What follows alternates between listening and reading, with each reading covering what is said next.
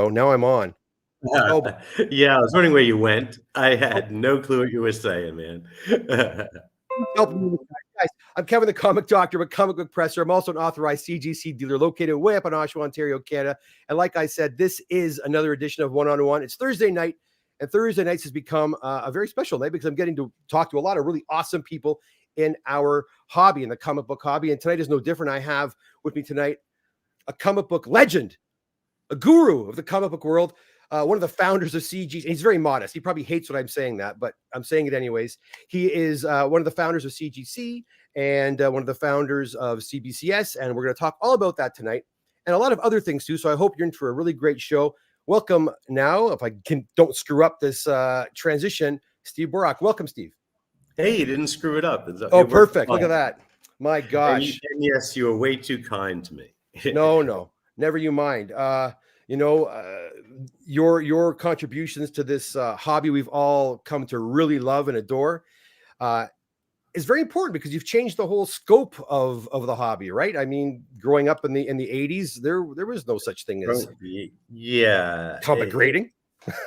Yeah, but it was a lot of other people who, were behind certification, not just me. I just happened to be the face of it. And I was lucky enough to be able to set the standards and the ethics for that and pick my own team, things like that, which was great. But, without Mark Haspel or Paul Litch, Chris Friesen, none of this would have probably happened. I was able to pick a great team.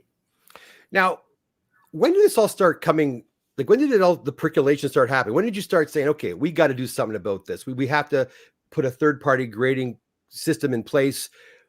When did that really start happening? Who were some of the guys chatting about it? And who were some of the fellas that really pushed it forward?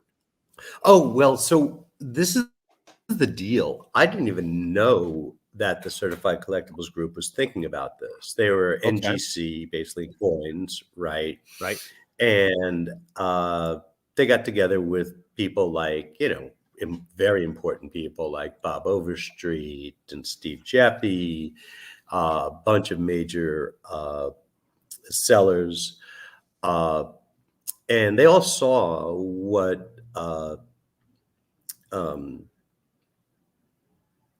I guess it did what it did for cards and for coins. Right. And so they talked to the top dealers, top collectors, and said, who do you trust? Who can grade? Who can tell restoration? And I guess my name was there on top of the list. So they called me and I was like, I don't know, man. You're going to put comic books in plastic, Yeah. But they showed me, how it's really helped in other industries or hobbies. So I said, as long as I could set the ethics, pick my own team, the whole bit, because our friends are getting ripped off on eBay like crazy. I mean, It was a horrible place at that point. It was a Wild West back then. That's for sure. I remember. I always call it the Wild West. Yeah. Absolutely. Yeah. So I said, all right, let's give it a try. And Mark Haspel and I walked that convention floor like crazy in '99 trying to sell it. People that were really good friends of ours was like, oh, I'll never use your service. We gave out coupons if you tried the service. This is really strange, right? Right. So if you signed up for nothing, right, and you were one of the top collectors or one of the major dealers, we gave out a $500 coupon to the dealer and $300 to the collectors. Right. Good for 6 months, which is, cool. $500 in grading back then went a much longer way than it does today. For sure. But at the same time, basically, boy, it's tough. It's just it was needed, but they didn't want it. They didn't want other people grading their books. Well, they knew how to grade.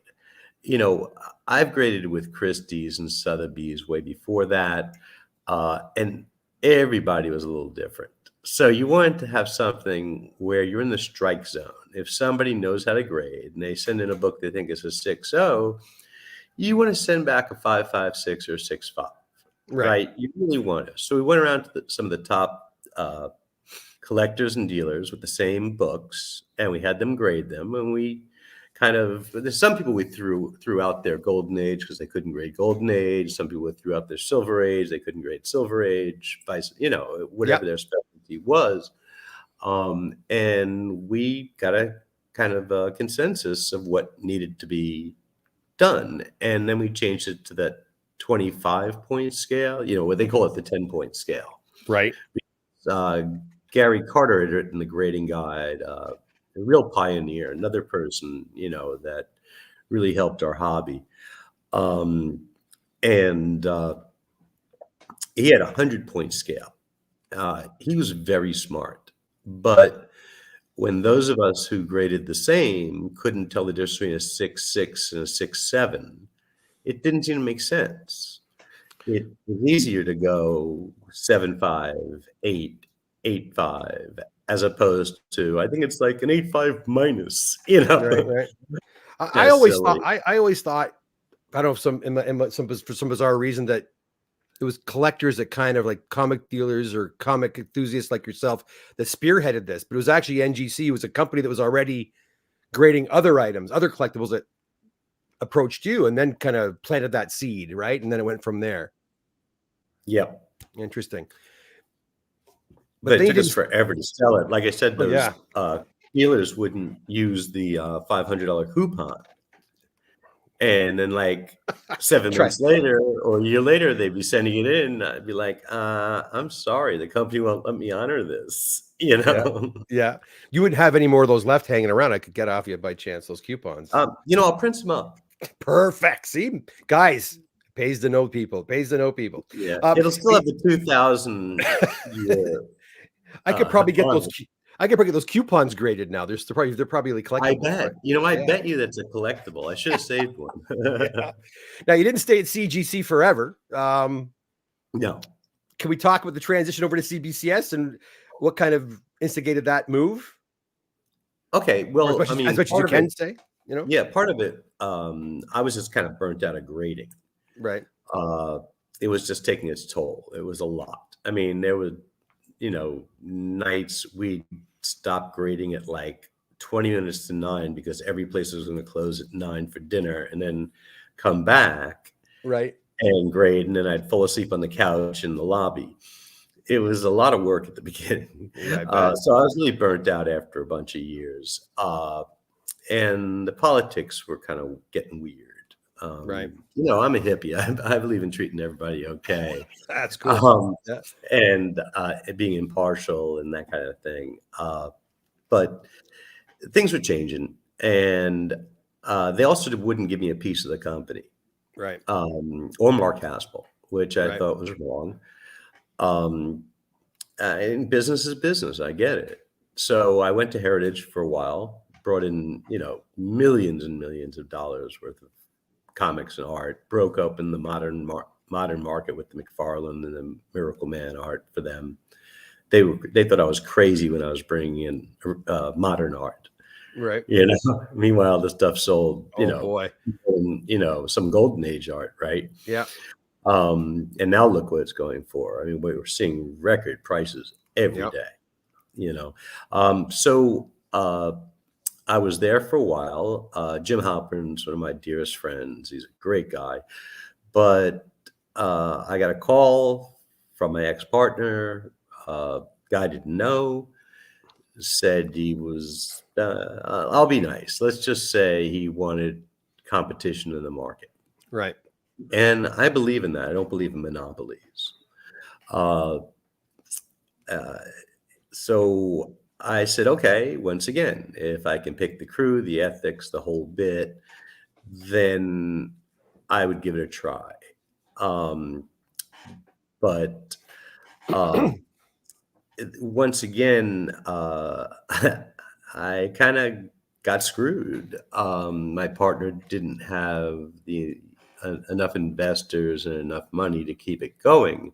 Right. And I told him it took CGC 5 years to make $1, and we're Davy versus Goliath. We were gangbusters in the first 3 years, but we weren't making any real money. My partner then sold to Beckett, and the old management at Beckett I just didn't like them. They didn't listen to a word I said. It was crazy. And I had to move to Texas too, man, which, Yeah. and I don't mind people liking Texas, but I'm a New Yorker. It's completely different. I live in Florida now. I bought my house when I was president of CGC. Right. But it was just, I don't know. They took me off the convention floor. They took me off PR, took me off advertising. They didn't care about turnaround times. It wasn't hobby friendly, which is what Gotcha. CBCS was for 3 years. Okay. And we were really making headway, but then it stopped. I stayed longer than I wanted. I care about the people very much there. It wouldn't have happened without Steve Ricketts, Joshua Mond, Wes Steffen, who's running the show right now. Great guy. Right. Paul Figueroa. And of course, Pam Keston, my lovely wife. That was smart. That was very smart there, by the way. You have to give the wife credit here. Come on. Well, she's still with CBCS. Oh, is she really? Really? Yeah. In what capacity? Well, she basically runs customer service, receiving, fixes a lot of problems, trains a lot of people. Okay. She loves it, and she's not a comic fanatic. I'm only allowed to hang up the original art that she likes. Well, that's not what I like. Come on. We know that's everybody's household. It's what the wife likes. Happy wife, happy life. Now we're getting a lot of people coming into the chat and questions, guys. I'm not going to ask Steve any questions just yet from you, because I want to get through a bit of the interview first. But at the end of the stream, and this is a live stream, by the way, and if you just got here now, there was a bit of a kerfuffle with me with being on mute for the first introduction of the piece. But anyway, we're back. Everything looks pretty good right now. But if you do want to ask Steve a live question tonight, you can do that. Just stick around to the end. I'll be happy to answer anything. There you go. Unless it's nasty. Yeah, we're not. Look, I'll tell you right now, Steve. I've seen a lot of videos of you. I've talked to you several times now. Again, you're one of the most positive people I've met. I'm glad to know you, and I'm glad that we have ambassadors like you that are positive in this hobby. We need it, because my gosh, the toxicity and the negativity I see, unfortunately, out there. Don't get me wrong. I don't think it's everywhere, but it's there. And having guys like you and some of the guys I've talked to recently help kind of deflect that, which is fantastic. So thank you for that. You're welcome. There's no reason. We all love comic books, but we're passionate, right? And some of us are OCD. I know I am, right? Yep. Most collectors are. And then there's social media. They get behind a keyboard. They get a little brave, or I've known guys who have gotten drunk and said really silly things. Oh yes. But why shouldn't we be the community of fandom that we were at the beginning? I don't care if people read stuff I don't like. I don't care if somebody likes an artist I don't love. Who cares? We have this love for comics and comic art and the entire medium. I even like the toys from the 60s and 70s. Okay, now that's okay. Now we're talking. Let's talk a bit more about you, a young Steve BOROCK. I watched your interview with Swaggelhaus last week, and I heard the part where your dad. That was fun. Oh, that's great. He's great, a great guy. Mickey's a great guy, but you talked about your dad picking you up comics from Penn Station, I think I heard, and that's what kind of that was the hook, right? That kind of reeled you in a little bit. Can you talk a bit more about some of the special issues that you had or characters you were enamored with? Any of the shows on TV you used to watch? You're not that old. You're only 60. There was stuff going on at that time. Right. What were some of the influences? Old. We're all old. We're all old. But what were some of the other comic book influences on you? Other things that you love? You said toys. Did you buy any of these toys? Did you play with Oh these yeah, I toys? mean, I had every Mego. Oh, You know, I nice. had Oh, Major Matt Mason. You know, yeah, even nice. if it wasn't comic books, right? Right, right. And I would watch those horribly done cartoons of Captain America, The stiff Iron ones. Man. Yeah, yeah, Yeah, when Captain America throws his mighty shield. You know, yeah, the whole yeah. Oh, bit. yeah, I know it. Um, Yep. but it was cool. It was Kirby art. It was great. Mhm. And to a young kid like me, that was fantastic because it's all we had. That's right. And I got a little older. There was things like, Starlet. Okay. Okay. Uh, Marvel 2-in-1 Annual 2 and Avengers Annual 7 might be some of my favorite reads ever, maybe because it's part of, me being young and finding this. But I mean, Sure. what a Thanos Warlock story way before, Infinity, whatever. I don't Oh, know. yeah, exactly. Way before all that. You know, Mhm. but I love the movies now. I mean, it's fantastic. I mean, these young people growing up and us as Yeah, I know. well are being so entertained by so many cool stuff. I mean, there's clunkers, Yep. but if you read books or you read comic books or you Mhm. watch movies, TV shows, not everyone is great, or maybe not everyone is something you like, right? Mhm. So it's cool that we have these choices now. But I loved She-Hulk. I was laughing so hard during that, Yeah. and some of my friends hated it. Yeah. I really enjoyed Werewolf by Night, Yeah. and some people were like, "Eh," Mhm. you know.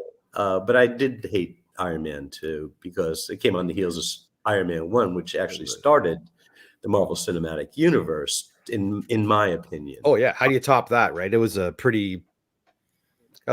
tough act to follow, I tell you. Well, yeah, especially because it took care of the fans as well as taking care of bringing it to America, Mhm. or around the world, maybe That's even, right. right? But there was like things for just us. Like when Tony was redesigning the gray costume, he goes, "Let's try gold." And so he Yeah. sold the gold outfit for like what, 30 seconds? Mhm. And he goes, "No, let's add some red, make Yeah. it nicer." And that was for us. That wasn't for anybody. But yet, the people watching who didn't know Iron Man didn't even know that was an homage. Right. Well, It oh, just for made sure. sense. And of course, Downey was unbelievable as Stark. Where are they misstepping now? Because they are misstepping. I mean, the movies have been pretty. I'll say misstepping at the box office. People look. If you love it, I celebrate the fact that people love these movies, but they're not bringing in the same excitement, the same responses as pre-Endgame movies. Do you have an opinion as to what's going on? Where could they maybe clean up a little bit? Maybe where they should pay more attention to, or Well, I mean, you know, um, once again, you can't reinvent the wheel, right? Mhm. It's tough. So they throw darts and they hope this one works.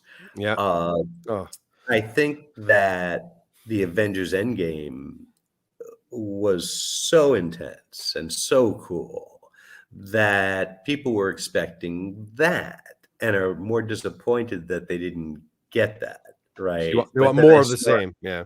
right, and I love the Thor movies, but was it Love and Thunder? I didn't dig it, you No, no, know. no. Um, It's pretty bad. I thought. but if you don't throw a dart, you never hit the bullseye, right? So And these places have so much money. But I was disappointed in how Adam Warlock, well, not so much how he was portrayed, because, he was just born, but they didn't mhm, show the origin of Adam right, Warlock. So I don't think anybody could connect to it.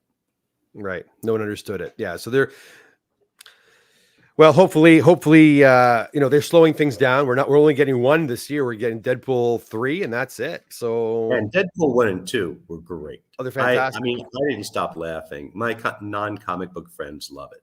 Oh yeah, and again, I think Ryan Reynolds' absolute adoration for the property is probably going to be what gets us through it. I mean, he's probably going to fight for, what Well, needs to be done. especially after Green Lantern, right? Oh, that was awful. That was awful, I tell you. Now, how about this? Now, here's a young Steve Borock. You're living in New York City. You're going to high school, and did you go to college Junior or high.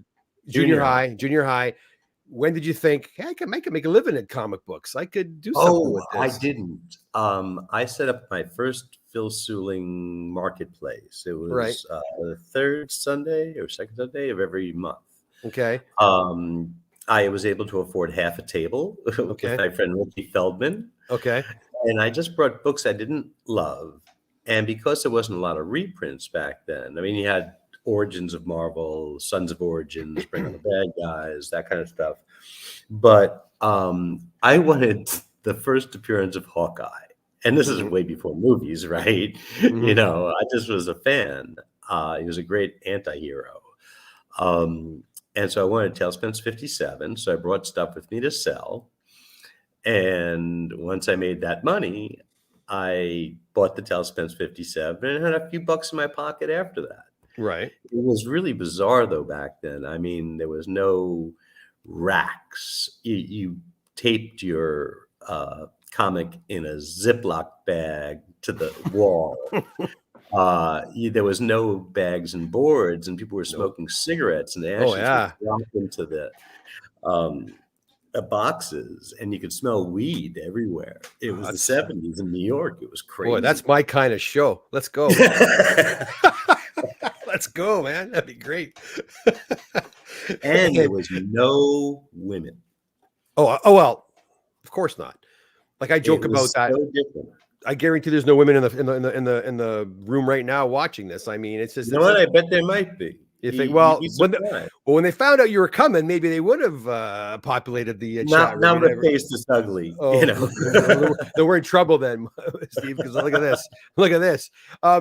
So okay, but did you do anything else for a living, or did you kind of after that purchase the Hawkeye, a few bucks in your back pocket? I could do something here, or did you try other professions? I kept doing it on and off. I had a well-spent, misspent youth. I followed the Grateful Dead around the country. Oh, that's awesome, though. Like I have my Grateful Dead coffee cup here, right. And I have a lot of artwork from the Grateful Dead that Timothy Truman did, who's amazing, great guy, and he even drew my daughter and his son into one of them. It nice. was really sweet. Yeah, when I saw it, I couldn't believe it. Are you an artist yourself? Do you draw? Do you play a musical instrument? Do you write? Well, I can't draw a stick figure correctly. Okay. But I used to play guitar in a band. I was in the music business for a while, producing a band. And I loved writing lyrics. I still love lyrics. I mean, I don't care. It doesn't have to be Grateful Dead, right? Right, sure. The Decemberists, Elvis Costello, Bob Dylan. I mean, these people, Joe Jackson, these days, Jason Isbell. If they can write amazing lyrics, I love it. Okay. As much as I was drawn to comics because of the colors, it was the writing that actually really hooked me when I was a little older. I didn't want to read something mediocre, right? Was it Cap 155 or 156? Anyway, but they brought back the communist Captain America and communist Bucky. I mean, that had such an impact. Steve Englehart and Buscema, right? Right. On my childhood, not my childhood, but close to my childhood. Sure. And then so I just started buying up books for myself. I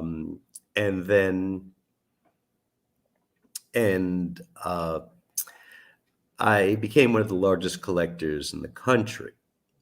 And I was buying Edgar Church, Mile High books, Tom Riley, San Francisco's. I was paying, up to 4 times guide, and nobody had a GPA or No. anything like that. We used the guide, and Mhm. it's funny if you went to a convention before, I guess, 2002. You just heard all the time, "You have a guide? Anybody have a guide? Somebody got a Yeah, guide?" Bob really did a wonderful thing for our hobby. Such a great and gentle and generous man who loves our hobby. It was a labor of love for him. And the biggest problem was that one, like certification, nobody wanted it at the beginning. And exactly. he didn't make any money. He got to New York. I think people threw food at him at one point. They called it the overpriced street guide. So disgusting. Uh, he is probably, the godfather of our hobby. He's been an incredible mentor and an incredible inspiration to me. And I hate hearing that, the price guy's outdated. Well, it's published once a year. And now with Overstreet access, they're going online, and I think they're going to kick butt again. Steve Jeppy and Bob and Jeff Right. Vaughn and all these people are behind it, and it's going to be great. So it's going to be a live. It'll be proper. Like it'll be the guide will change. The prices will change like weekly, daily, monthly type of thing. It'll be more accurate. I think at first it might be like quarterly. Okay. And as they move and evolve and learn, because they're not stupid, right? They want to evolve with the hobby, Right. but they don't want to go bull in a china shop, right? And Bob is also very, very concerned that if we raise prices too high too fast, he's inflating the market then. Right. And he doesn't want to do that. And we see that with GPA. It's become a stock market, which is kind of crazy. I mean, if somebody puts up a sale that they suckered somebody into for, I don't know, during Mitsubishi 83 or something like that, right? In 990. And I'm going to make up a number. Let's say a 90 is worth 100 grand. They sell it for 170. They put it on GPA, and the book is still worth 100. The problem with the GPA too, I mean, it doesn't report all the sales. You don't know of all the sales, right? That's the problem. Well, there's so many sales being done on the convention floor that sell for less than GPA, and sometimes sell for more. So again, it's a guide. It's a guide. That's all it can be, but it's not sacrosanct. It's not. That's not the end all begin all. That's the final word, right? So you got to use a variety of sources if you can to kind of determine pricing when you're out to buy a big book, especially. You mentioned Overstreet. People were upset with him when he first started, printing the guide and what have you. You and I talked a little bit about this, pressing, because as you can see, where is it up in that far corner there? That's what I do. I'm the comic doctor. I'm a comic book presser. Cool. Well, you're doing it right, not ruining books. That's great. Well, after 12 years, I think we figured something out here. I think we've got it down. But when I first started, I mentioned I was getting people are emailing me angrily. And up in the GTA in the Toronto area, when I started doing it back in like I said, about 12, 13 years, I started offering it at local shows. 1 or 2 people would come up within 6 to 8 months. I had lineups because no one was offering it out here. Right. And it became popular really fast. Not everybody and their brother has a t-shirt pressed in their back in their. Well, yeah, but they're doing it wrong and they're ruining books. That's the big difference. And it freaks me out. I mean, pressing's been around since the 70s. It was a secret no dealer wanted to share. Rightly so, they were making money. It's capitalism. And then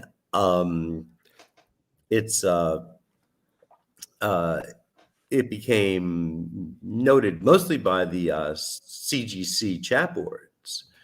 They were able to see what a book looked like in one holder that was a 9.0, and then all of a sudden they see the same book, at the same defects, but but the ones that didn't break color got pressed out or Right. whatever. And people were blaming CGC for this, which I thought was really amusing. I mean, you walked into 4-Color Comics in the 80s, there was a press right in front of you. I mean, Is that nobody was, right, eh? Oh, yeah, wow. yeah. Robert Govin's a good friend, great guy. Right. Well, I think it was CGC that kind of normalized it, and got it out there. I think Well, yeah, because we didn't want to have to guess, right? Nobody wanted us guessing, with grading, with restoration. We had to make sure we were right. Now, when a book was pressed correctly, it was extremely hard to tell, and it was a guess. When a book was pressed incorrectly, it got downgraded because they hurt the book. Yeah. Somebody ruined a Mile High once. It was horrible. I mean, it was a great book. The principle of pressing is pretty straightforward. It really honestly is. It's not a rocket science, but No, it has to be done carefully. That's right. And having the eyes at CBCS is unbelievable. Right. I mean, this guy, I'd never know he pressed the book. That's awesome. Yeah. A fella brought in some books last Saturday to me, and they were, I started looking through them, and I'm like, have they even been pressed? He apparently had like almost 90 books pressed. He wanted me to review them, and some looked okay, but then some were like again, they looked untouched, but yet he was charged, and I was like, oh boy, so yeah, you got to be careful. That's for sure. Absolutely. And the thing is, we should be learning about the hobby. We should learn how to grade. We should learn the market. We shouldn't just be growing up on plastic and going, okay, it says 9.8, it is. You should, buy the book, not the label. I've seen from both companies, and I'm sure I've even done it when I was grading, mistakes. And, when I was growing up, we had to learn everything about grading and restoration. And because so many people weren't disclosing restoration, once again, why CGC came into existence. You had to learn how to count pages. There's books from the 40s that have different page counts because of the war drive, they left a page out, right? I want people to learn. That's why I work with a lot of the young people and teach them things that, the people before me, Jerry Wiest, James Payette, some great people taught me. And same thing with the ethics. It's not about the last damn dollar, right? Leave some meat on the bone for the next person so they can leave meat on the bone for the next person. And we are all happy. Right. I've never needed every penny out of any book or piece of art. Right. Yeah, and especially with friends. I've always discounted heavily with friends because that's all we have. Our friends and our family. And this hobby is based on comic books and friendship.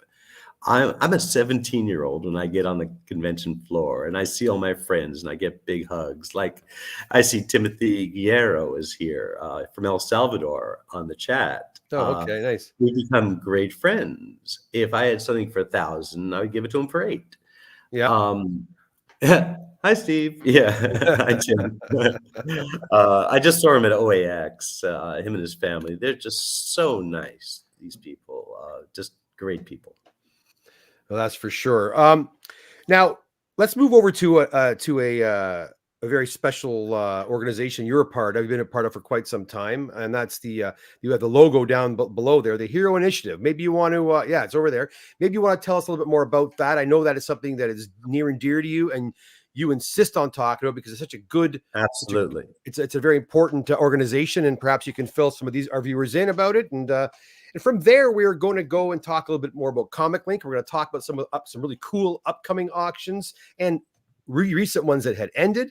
And then we're going to end this with hopefully some questions from you guys. So if you have questions for Steve that you're itching to get off your chest, stick around. We're going to get there soon. You can ask those questions very, very soon. So let's talk about the Hero Initiative a little bit. What can you tell us a bit about? Yeah, I mean, like you said, it's near and dear to my heart. I'm on the board. I mean, so many great people have been and are on the board, whether it was George Perez and when he was alive.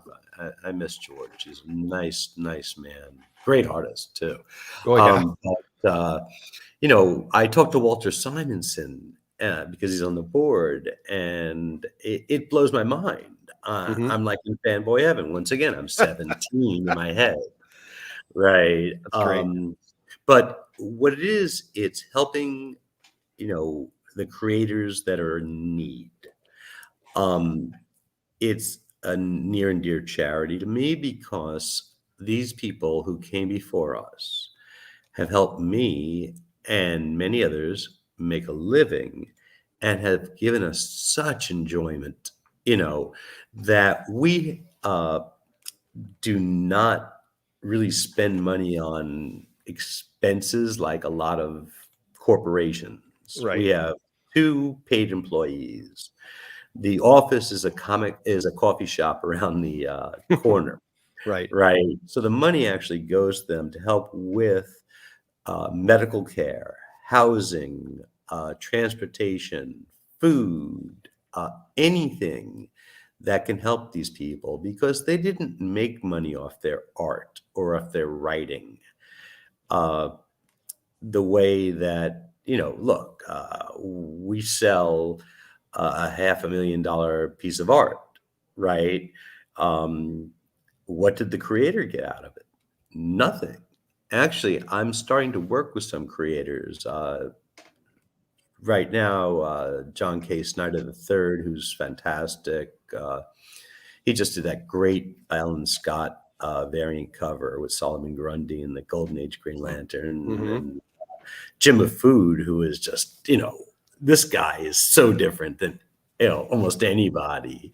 He kind of reminds me of Sienkiewicz, where everybody saw his artwork at first and was like, what? And then they were like, wow, this is cool. It's different stuff.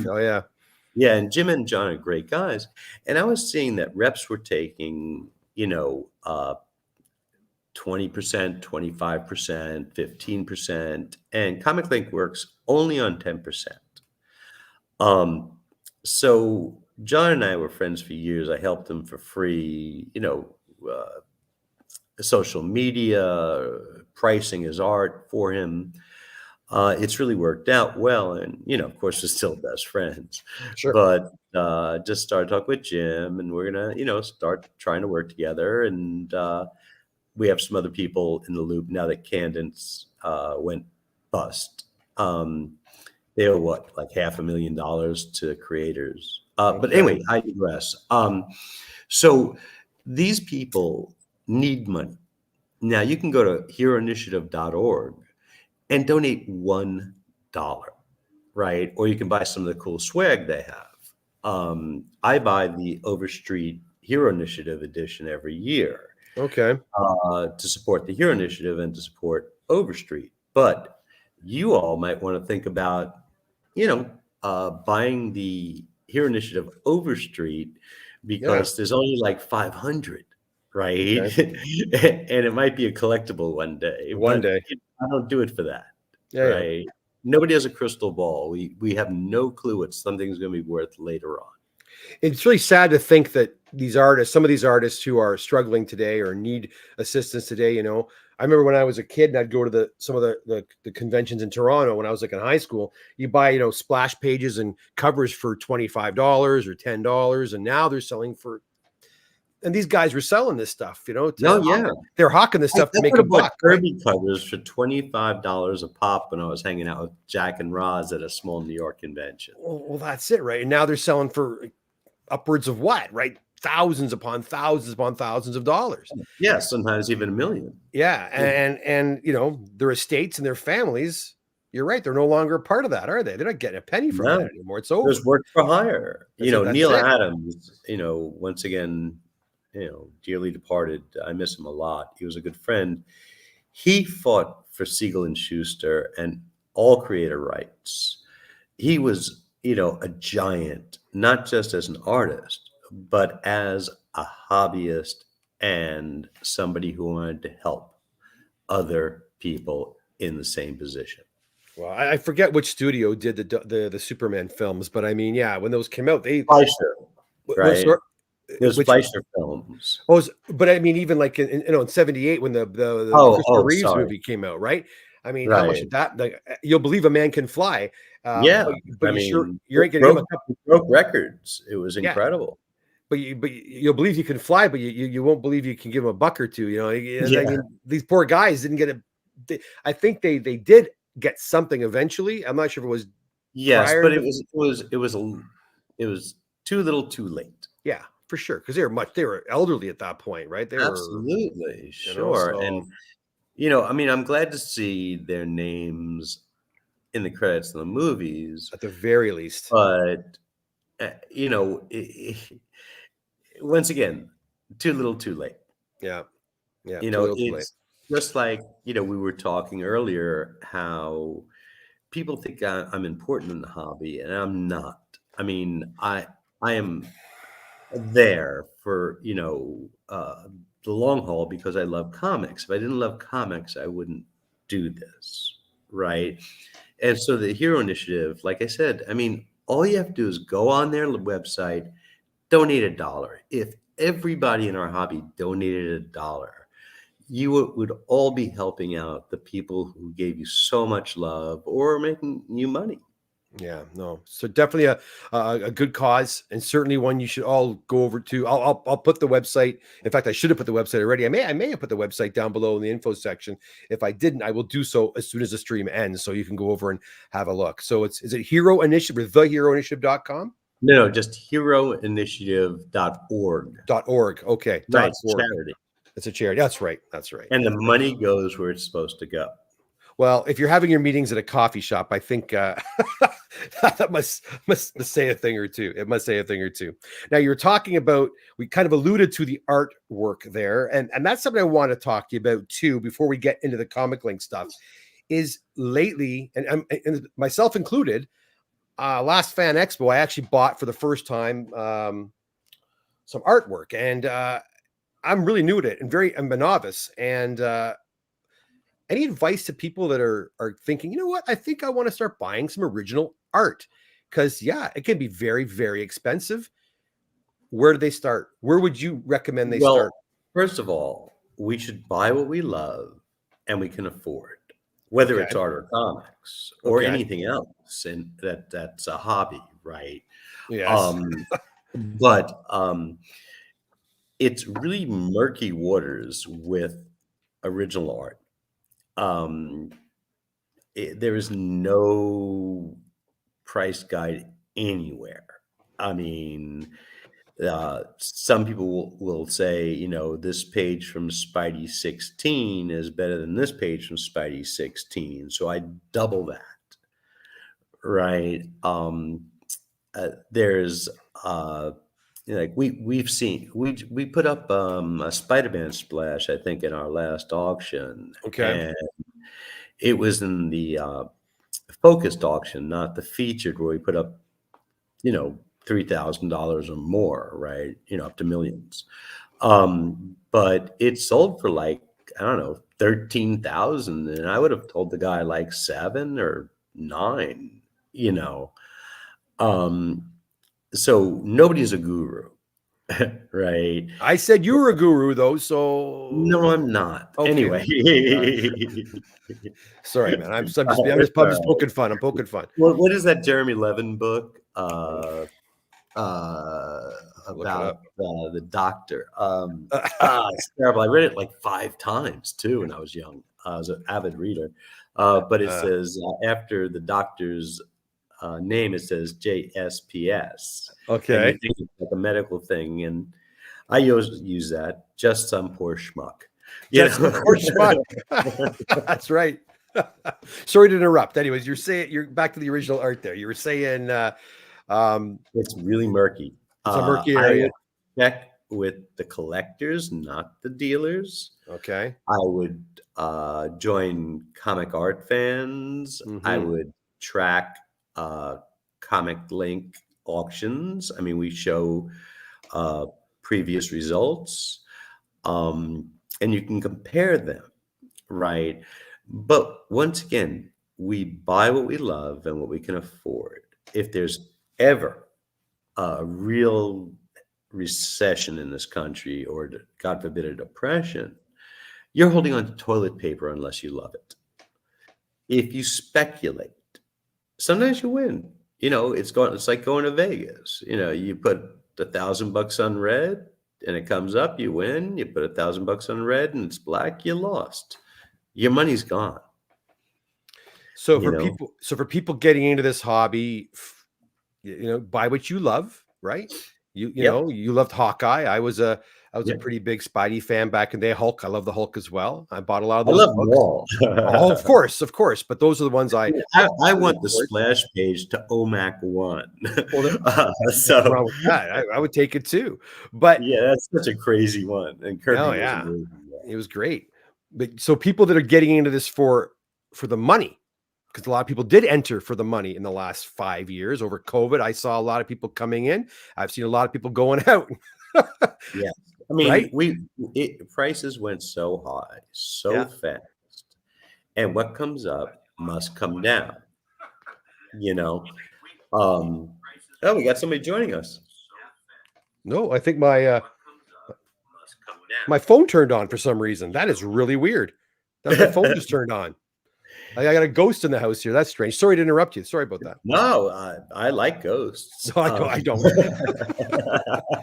We'll do a show about ghosts one day at Halloween next year. We'll come back. We'll talk ghosts. But anyways, sounds good. I like that. It's me. I mean, especially the comic book. Yeah. Nick did some great stuff there. He's another person I miss. He was a good friend. He lived in Sarasota here. We'd go for lunch, and he'd tell me the same war stories about falling off the tank and all sorts of stuff. It was crazy. That's awesome. That's beautiful. Sorry, I digress, and I have no clue where we left off. Well, that phone thing kind of threw me off there, but we were talking about. I was talking about the guys getting in it for the money, and you were mentioning how it went up high and then kind of crashed. Right, and there was government money. People weren't going out for dinner. People weren't going out shopping. People weren't going to the movies. So they had all this extra money, and they see on, let's say, GPA, right, that this book they loved just went up by $150, and the next one went up by $50, and they're like, "Well, I got to get that before it gets, even bigger." But the reality was that rare books are rare books, and rare grades were rare grades. But when you're spending, I don't know, $1,500 on a modern 9/8, and you could buy 2 World War II VG books, right? To me, it's kind of crazy. So they got hurt. Once again, they didn't buy what they loved and can afford. They bought what they loved and would speculate. Yes. And then there was all these influencers on here on YouTube, Instagram, Facebook, everywhere. And they were like, "Oh, this is the best," and it's a shame, but there's a reason there's commercials on TV.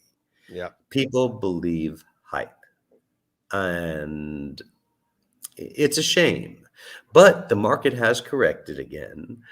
Golden Age and artwork through the roof. Important books are through the roof, but a common like, I don't know, Doctor Strange #4 in 9/0 is not it's not hard to find. I can throw a rock. I mean, I can also throw a rock at a convention and hit a Hulk 181. Yeah. But that's the Amazing Fantasy 15 of that generation. So I understand it. Yeah. Yeah, no, I got you. I just, it was really strange to see some people who don't even never collected comics a day in their life getting into it. Hobby adjacent. You'd have guys that were into cards or, into whatever, coming over and into comics because of that craze. And they just kind of jumped in and jumped back out. Anyways, it's just a strange Strange phenomena. A strange couple of years, that's for sure. A strange couple of years. All right. So before we get to the questions, we want to talk a little bit about ComicLink as well, too, because you are Well, yeah, now I mean, at ComicLink, right? I gotta shill it. You know, Shill look, it, shill it, baby, shill it. yeah, we work on 10%. Okay. Yeah. There's no buyer's premium unless you pay with a credit card under 10,000. We Right. don't take credit cards because you can't work on 10% and lose 3. Right. It's just bad business. I mean, we don't have a 20% buyer's premium. We don't have a 20% seller's fee. We don't have to negotiate. It's why I joined. The other reason I joined is that Josh Nathanson, calls me a mentor at times. We met in 97 and he started ComicLink in 96. This guy was a genius. He was like, wait a minute, we need an online place. Now, Robert Roeder paved the way, but he couldn't do it right with Pacific Comic Exchange. Josh took it to another level. I taught Josh about trimming, restoration, grading, but he taught me about, some of the business, which is great. We've been talking about working together for years. I wanted to get out of Texas because I have 5 grandkids now, and I wanted to be home with them. Family and friends, like I said, are all that count. And my daughter's here, and my other daughter is moving here in about 2 months with her new baby, Piper. Nice. And Congratulations. That's wonderful. yeah, and my newest granddaughter, Rachel's daughter, named her Althea, which is a song I used to sing to her forever. Nice. A Grateful Dead song, of course. Yes. But it's really was a beautiful tribute to me for my daughter. So I want to be home. And also I was living in Texas where the most dangerous highways in America. There was a lot of guns. And we were paying more for a small apartment, not small, but a small apartment in a safe neighborhood, then we were paying our mortgage. We were renting our house out. So it was great to come back to the house. And now the grandkids just run around at the pool and have fun. And it's a wonderful thing, family. It really is. Definitely. And so ComicLink gave you the opportunity to spend more time with your family and still maintain that hobby connection. Right. Well, because I can work whenever I want. Right. So I start in the morning by looking at my emails and my texts and my voicemails from the night before. But I don't get on the phone until about 10 o'clock. And then at about 4 o'clock, Pam gets off of work. She starts at like 6 a.m. Oh, wow. And or 4:30. We pour a drink, we play backgammon, and we listen to music and talk and spend time together. Then she goes to bed. She goes to bed early, and I get on the phone with the West Coast. Yep. So sometimes my time is mine, which is fantastic, and especially to spend with, I'm going to see my 5-year-old grandson's first time I'll see him playing Pee Wee basketball Saturday morning at 9 a.m. I don't want to get up at 9 a.m. on Saturday, but I do it for conventions, so I can do it for him. You come home and have a siesta. That's no problem later on, right? In the afternoon. That'll work. So now you provided a bunch of images from Comic. I keep saying CBCS from Comic. Do you want me just to scroll through them and perhaps you can take us through some of these? Sure. I mean, you could ask me questions about them. I don't care. I mean, whatever you feel like doing, whatever you think that your audience would like. Well, I know I don't want to bore them. Oh, you're not boring anybody. And a couple of guys were talking about the comic art. So why don't we start there with the comic art? Because I noticed here we have 3 pieces. Sure. This is our next auction starting in February. Right. The first one, of course, is Neil Adams. This is a classic cover from my childhood. Right. 15%, the 15 cent. 15 center. Yeah. Right. And so different than any of the other covers at the time. The next one is really cool. Howard Chaykin, yeah. Well, it's the first Man Thing in comic book form because Man Okay. Thing started in the black and white magazine. Right. Year 10 is the key. We have 2 pages coming up from this. Wow. And oh man, I wish I could afford them. But anyway, Yeah. What do you think that they're going to go for? You guys have kind of an idea what they may go for? You have I don't like to put out the speculate? prices. Okay.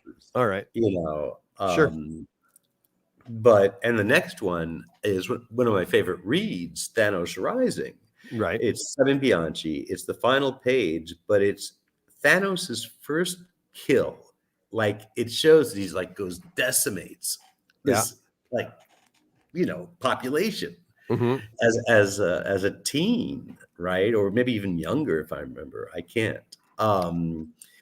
It just to me really I picked it because I love it. Oh yeah. We have a couple of Bianchi pieces coming up. Covers a Wolverine. Nice. It's great. So when this auction starting soon, you said you want to repeat the date on that? I have some dates here for these ones. Think this is February 15th. It opens for bidding, but the previews are already up. You can go to ComicLink.com. It doesn't cost anything to become. You can sign up for ComicLink for free and peruse everything for there's no cost involved, right? To just go and look. No, none, zero. We're not pigs. We pass along our discount with the grading companies. We pass along our discount with FedEx, and we don't charge heavy for insurance because we have our own that we do pay for. But of course, we pass everything along. It is literally a straight 10% unless you want to use that credit card. So if somebody wants to bid, do you have to register a credit card? You have to. Oh, absolutely. Because I mean, right. what would stop somebody from walking away after bidding? Okay. And that could hurt the entire market, not just ComicLink. Okay. So you can sign on just to look around. There's no credit card necessary. But if you decide you want to jump in on the action, you gotta register a credit card. Should you do that before the auction starts? Like, I mean, do you need time to? Is there some kind, or is it right away as soon as your card's in? You're good to go. I think it might take 24 hours. Okay, so good to know. But I don't know. Okay. I never looked into it, believe it or not. I think it does take, because I did register quite a while ago, and I believe it did take for both Heritage and for ComicLink, and I believe it does take a day, I think, for them to register your credit card. So you don't want to go in there with an hour left on an auction and then I want to get in, and then you can't. So just now there's some more artwork here too. This is pretty awesome stuff. Look at this, guys. Yeah, these are amazing. I mean, these are bangers. Page from Avengers 1. I mean, that's unbelievable. I mean, closest thing I ever owned was a page from X-Men 2. Right. But that's not Avengers 1. No. Still It's Kirby Iron greatness. Man, in the old armor. And it's Kirby, But then there's, George Perez with Terry Austin. Yep. What a team, right? I mean, the Cosmic Cube, it's the Thing in Captain America. Tesseract, right? Yes. Tesseract. That's awesome. It is just such a beautiful thing. And these 2 are coming up in the next February auction. So, like I said, everybody can go and just look at what's the upcoming stuff, but we're loading up every day. I just got 6 amazing timelies in high grade. Wasn't in time to get it to you for the show, right? But I mean, they're gonna be great. I can't wait to see those. Yeah, and it runs the gauntlet, from modern to very early golden age with our stuff. So we actually help our consigners by putting them in the correct auction to be seen, not like, hey, we got to throw this in now and make money. Right. We do is we say, okay, there's going to be more people looking at this auction for this piece, because the more money you make, the more money we make. For sure. It's simple math, Yeah. And I mentioned to you as well that we have a Canadian ComicLink rep up this way, and he came to the Yes, shop. he's great. Yeah, back in October, and ComicLink gave my clients and local clients in the GTA, the Greater Toronto Area, free shipping to your Yeah, location. So all they paid was 10%. No right. shipping, Because if you come to a nothing. convention, Yeah, we ship it for free. there you go. You know, So it's I just brought home a bunch of stuff from MegaCon and OAX, mhm, and I ship it to the office, and nobody pays anything. even better. That's the reason I joined. I Yeah. mean, it's honest. There's no shill bidding. I mean, Josh is really a hawk about watching for that. Shill And bidding. Shill bidding is like I go, your books are on. You're my buddy. I go on there and I up the bid. Is that what yeah, is that what shill bidding is? but a lot of times people are stupid. They just have a different email, and we can track that. And it's a family member with the same name. I mean, Oh boy. it's crazy. But shilling happens quite a bit in other auctions, and Josh is just like, I mean, it cannot happen. Yeah. And you're banned for life. So if you get caught Uh, doing it, you're done. oh yeah, You're done. done. There you go. Sure. A lot of Other unscrupulous auction people out houses there. might not work that way. Yeah. Well, I don't know. Okay, we got a little bit more artwork. This is more not actual comic art per se, but actually I think commission pieces here, right? I think. No, Oh no, that's here's the an art. No. cover for Action, Oh, okay. Sorry. I'm 980. the I Schomburg I mean, was mistaken. Okay. yeah, that's okay. I mean, this piece, first of all, Gary Frank's amazing. People love Harlequin, people love Superman. It is pretty cool. Yeah, yeah. That's why I picked it. Like I could have picked bigger pieces, Mm-hmm. right? As a hobbyist, I picked what I loved. The Alter Ego 3 cover, if you know that magazine, which Roy Thomas. Now, what's really cool, if I'm correct, well, these are the pencils Right. and then the coloring, The coloring. Okay. right? But I think he draws Spawn on here before Spawn actually was published, Oh, which okay. is really neat. And what's really cool is that, Captain Marvel, the big red cheese, Yeah. outsold Superman and Batman for most of, the 40s and 50s. And it shows he just was like, yeah, I'm so powerful. Boom, Yeah. you're all gone, That's it. I love that whole Captain Marvel story. How Fawcett. Oh, yeah. I just love that whole how they were kind of consumed by DC and then reintroduced in the 70s. I love Shazam, the TV show. I was crazy about that when I was a kid, Oh, right? absolutely. And ISIS, Yeah. Oh yeah, for sure. And my favorite, actually, my favorite Mego figure is my Shazam figure, and I still need to find an ISIS. That's my last one, ISIS, and then I have the full collection. So if anybody out Mm. there has an ISIS Mego figure complete, they want to sell, you know where to find me.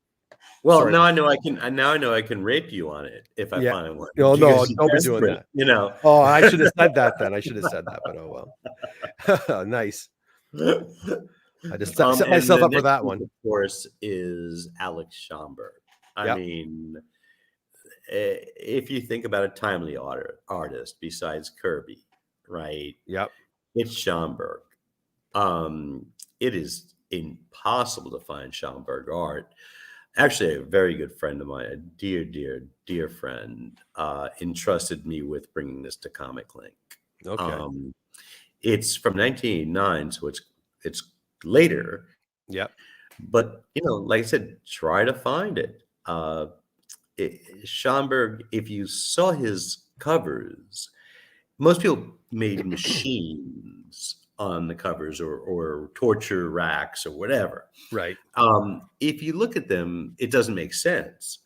Schomburg actually, if you look at it, like this gear works this gear, which makes this work, and it's fantastic.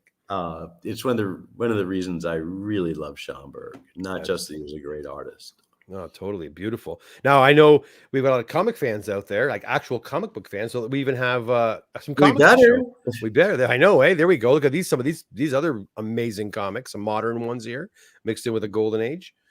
Yeah. I picked the Avengers 117 because the Avengers Defenders War blew my mind when I was a Yep. kid. It was so great. I mean, the writing, the art. It was the first like major, multi-issue crossover. It just blew my mind. Yeah, yeah. The other one I picked is because people love X-Men 266, but it's signed by Kubert, Claremont, Stan Lee, and DeFalco. Stan Lee too? Yep. Oh, I didn't see Stan on there. That's because it's the big scribble that you can't read. Oh, okay. All right. Nice. And then I picked Masters of the Universe 1 for people who are more into modern stuff. Not that modern, I should say, but Right. But Star Comics and 9/8 are really hard to find.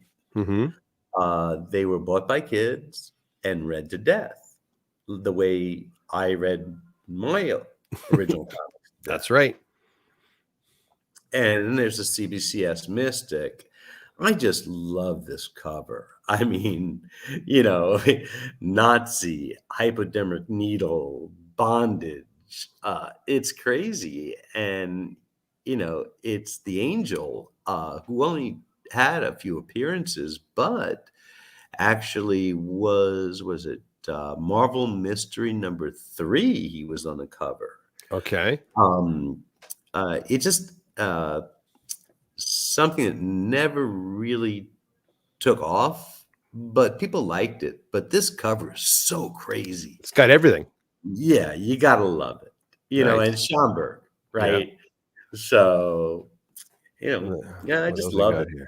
Oh boy, look at these guys.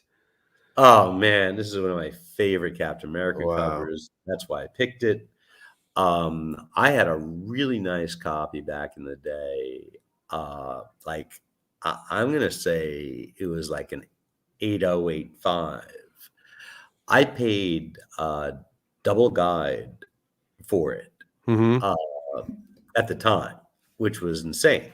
Right. But it was so hard to find. I was able to find a Captain America 1, 2, 4 through 10 easier than the 13 or the 3. Is that right? The 3 is the first Red Skull cover. Right. But that's a yellow cover as well. Anyway, I digress. The next one is one of my favorite Spider-Man stories. And, it's just, it's the iconic cover, right? Yes. And then once again, I threw another Schomburg in. I'm so sorry for boring you all with Schomburg. No, Schomburg is come on. Yeah. It's a pedigree copy. It's extremely high grade. I don't think I owned one this nice. Maybe mine was a 9.2, 9.4, but it was not a 9.6. Maybe we can get a 9.8 with a press. I'm pretty sure it's probably already been pressed. Oh, these days they press them 2, 3, 4, 5 times. Let's see what else we got. And we got a variety of books here too. Look at that. Oh, and some more artwork as well. Some covers and. Oh yeah, well, there's in the top right is from Sandman, the first appearance of Death. Nice. That's unbelievable. I loved Sandman. I think it's probably one of the greatest comic opuses in ever. Right. And then you have, oh my God, an early new X-Men cover, and it's Colossus, Wolverine, right? It's from a great story arc, and the artwork is just so beautiful. It's great. Oh, that's gorgeous. Yeah. Oh, and the Detective Comics, my goodness. Wouldn't mind a copy of that. Even just the cover. I would take it all day long. Well, that's what's cool is that I think that already sold. I think that sold recently. And if I Right. And I and I think think it it was was crazy money. north of 50, if I recall correctly. Does that sound right? It could be even higher. I just Oh don't my remember. lord. Well, I do know that I have a client bringing in a coverless copy of Detective 27. So Mm. there you Well, go. tell them to consign it with me. It's Oh fine. yeah. Oh, it's coming soon. It's coming soon. All right. Let's go to the let me get out of here first really quick. Go to brand and go back to us handsome folks here. Let's go to the chat and see if we have some questions. Guys, now's the time. We've got Steve BOROCK here live. Not usually when you see him on YouTube, he's pre-recorded. You can't talk to him. You can talk to him right now, right this second. Of course, we can't take every single question, my friends. So I'll do my best to get through a few. We'll do 3 or 4 questions, maybe a little more if we've got time. Are you in a rush to go, Steve? Oh no, man! All I right. could talk about comic books forever and comic art. I mean, this is how I live. All right. You Well, know, it's a passion. well, I've got one for you from Rob Bin. He says he's asked this question to you before, but maybe his stance has changed. Steve, do you think computer assisted comic grading will ever be a thing? I know at It least might one trading be. card company that Um, does it. yeah, I don't think it's um, developed enough yet because uh, eye appeal is everything to us. Okay, so um, some people might like stains more than like creases. Some people might like creases more than they like uh, a small piece out, or vice versa, right?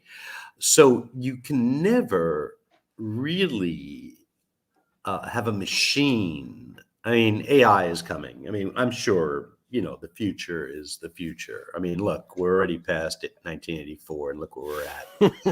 But Big Brother is um, watching.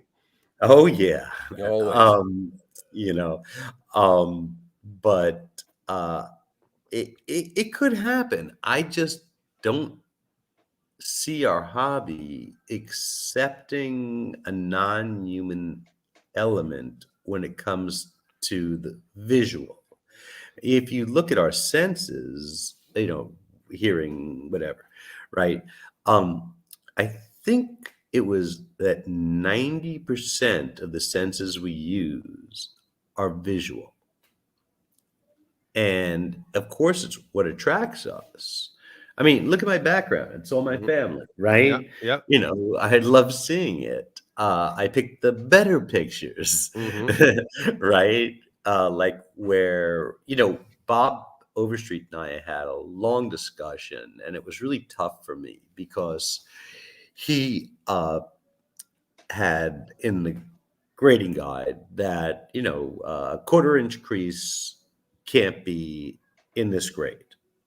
Well, if a quarter-inch crease breaks color on the front cover and a quarter-inch crease doesn't break color but looks weird on the front cover, and there's a quarter-inch crease that doesn't break color and you can hardly see on the white of the back cover, if 10 out of 10 people are going to pick the one with the crease on the back cover, then you can't just set a standard. Once again, it goes back to eye appeal. I think comparing a comic book to a card is very different too. I Oh, mean, come absolutely. on. Sure. And I don't know about you, but I wouldn't want to stick my Schomburg classic cover issue, whatever, Captain America, into a machine that potentially could damage it. I mean, that would scare the hell out of me. And there's got to be a way to, I don't know. I've had colleagues say that it's going to go there. I kind of agree with Steve on this one. I think it isn't going to happen. P breaks. Lord Thoth says P breaks. Lord Thoth, I'm thinking about it right now, but I'm okay. I'm okay. My bladder is holding good. I'm doing this, holding strong. I've been just sipping on my coffee, so I'm okay. Yeah, I'm almost done my drink. Here's a question from Comic Journey. Do you feel that a third grading company that can significantly compete will emerge due to all the past mistakes made by both CGC and CBCS? I believe that mistakes happen because it was new. Uh, or there was also different circumstances like the Jason Ewart scandal and things like that. Um, but a third party isn't going to change that. They're going to go through the same pitfalls that CGC and CBCS, the only legitimate grading companies out there, have gone through. But guess what? I want another grading service that's great. Once again, another choice for us. Mm-hmm. I don't care about the corporations. I care about the hobby. And so if I don't know, Mark Haspel started a grading service, I would trust it implicitly. Um, yeah, but they will all see problems. Any business, I don't care if you're McDonald's, I don't care if you're Microsoft, right? There are problems that need to be fixed because you didn't see the future. Once again, we don't have a crystal ball. Mm-hmm. And if it was easy, everybody would be doing it. Like seriously, Oh, sure. Look at all these garbage, companies. I mean, PGX is just criminals. I mean, it's disgusting. And then you have the one out of Australia, they grade their own books. I mean, who sets these ethics? We need to set the ethics, not them. Yeah, interesting. And another question here says, "Hey Steve, will we see any new pedigree collections coming to market this year?" You know what? I'm working on one. I don't know if it'll happen. Okay. But it sounds amazing. Pedigrees they're unicorns, just like 9s and 10s, right? They have to be bought off the newsstand only, right? Then they also have to be kind of important. Then it has to be a large section of books, unlike the Denvers, because they were all number ones from the 40s. That's different, right? Okay. Or first appearances, but you never know. But as time goes on, we're going to see so much less. I mean, maybe none of Golden Age, and less of 50s, and more of 60s. And, some people call some of the 70s books pedigrees. I don't know. I mean, there were so many. But as books are thrown out. Books went to the war drive. Dr. Wortham and all those pricks. Had us burning books, burning comics. Right, that's right. Exactly. That's what's special about finding these books. I used to own the More Fun 52 Edgar Church copy, and the Flash 1, and many, many non-keys. The Church and the Riley copies are insane. The White Mountains and the Curators for the early 60s, or late 50s, early 60s, are great too, because those are tough books to really find in high grade. Then there's pedigrees like the Don and Maggie Thompson collection, which starts with, some Golden Age, but, basically it's like FF1, complete Marvels and a lot of DCs that they read once and put away. And that's pretty cool. And not just that, but it's got Maggie and Don's name on it. I mean, these people, once again, Maggie taught me a lot. Wow. She is like the first lady of comics. comics. Her and Michelle Nolan. Wonderful. Yeah, I can't say enough about these people. I'm sorry.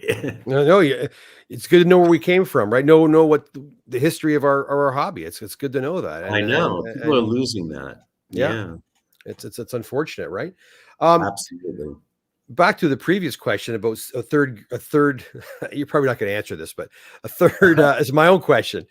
A third grading company, and don't mention any names. Have you heard Okay. any Have you heard of whispers?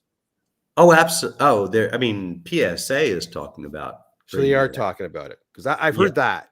So they Collectors are Universe, whatever they're called these days. okay. So there are other companies are eyeing it. They are looking at the market and saying, okay, we may jump in. Okay. Yeah, I just don't see how they're going to make traction or money. But like I said, I hope they're great.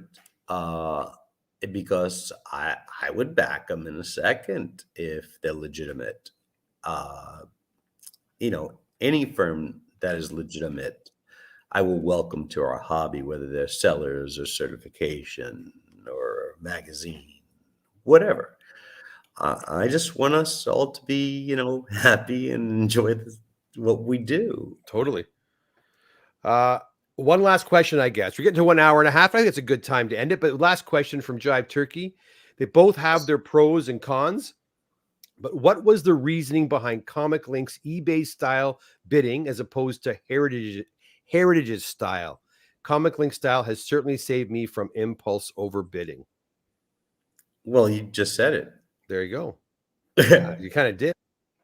Right? There you go. I guess the It's reason, I not just suppose. that, but it's also the fact that it works, right?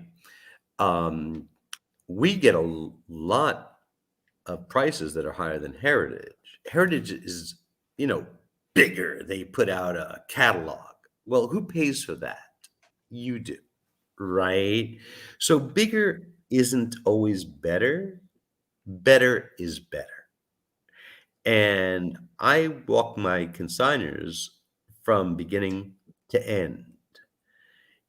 I don't just pass them off like, hey, I got your collection. Now it goes to auction. We'll throw it wherever it is. We decide the best place to put it, and I will always hold your hand. Well, that's good to know because for a lot of people, it's a new thing, right? It's Yeah, to finally come to that decision. If you are a serious collector and you've got artwork or comics you've cherished for 20, 30, 40, 50 years, and I know I meet people too, just like you, who are now contemplating that or going down that road to finally say it's time to have someone walk you through it is, I think, very important. That's kind of how I yes, run my business too. As a presser, I tell people, you just don't submit and walk away. I look at what you submit, and then oftentimes I'll pre-screen with you to see if it's even worth having the work well, done. you should. As a Right. presser, you should check the book out first Yeah. and see if it's going to damage the book by popping a staple, right? You should see if it's going to help it at all. Right. Or if you think you could bump it half a grade and Is it's it not worth a it? big book, let them know that Yeah. it's a chance, but let them make their own decision. Yeah. But as long as you're honest, That's it. that's the key. That's the key. Well, listen, Stephen, thank you so much for coming by and spending this hour and a half with Oh, us today. It was great talking to you. absolutely. Thank you so much. Oh, And my I, pleasure. I want to thank the audience for the questions and the nice comments like, hey, hippie, There's a all lot of them. those, um, and a lot of my friends are, I figured. there. It's kind of cool. Um, Once again, I just can't thank you enough for having me on and being a hobbyist. I really enjoy the fact that's what you are.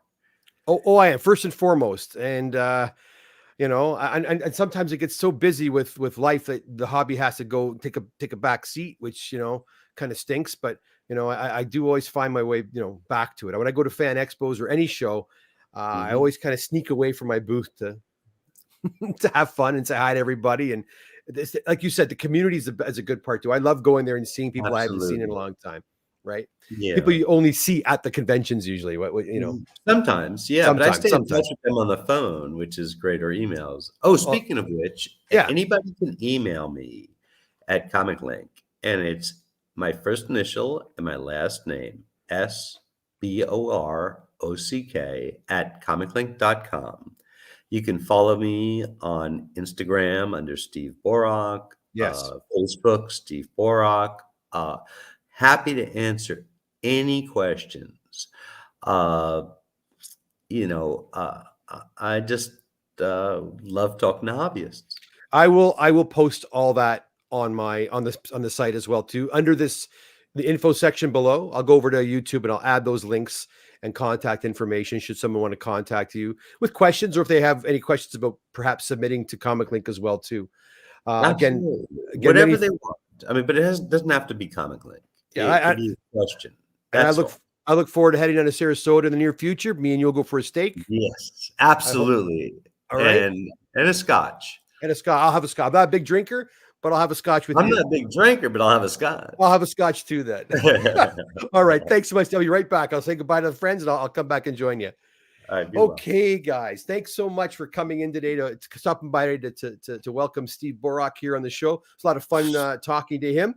I try to ask questions that you don't often hear him being asked. And of course, we kind of went in and around and, maybe covered some other topics we've seen before, but hopefully we learned a little bit more about Steve himself, the man, the hobbyist, the comic book. I call him the guru, of course, with the comic book enthusiast that he is. But listen, guys, I'll be back on Tuesday. Yes, Tuesdays. I'm telling you, I got comic books coming back almost every single week. More books heading my way. So there will be another unboxing this Tuesday at 8:30 right here on the Comic Doctor YouTube channel. And next Thursday, I might take the Thursday off. It's been pretty busy. I've had like 3 or 4 interviews back to back. I'll take next Thursday off and I'll pop by maybe the week after that. But anyways, guys, thanks again for popping by. We'll see you again very, very soon. I'm finding my sign off screen here. Where is it? Look how organized I am, guys. This is pretty embarrassing. There it is. Listen, have a great night. We'll see you on Tuesday. Losing my voice. All the best. Bye for now.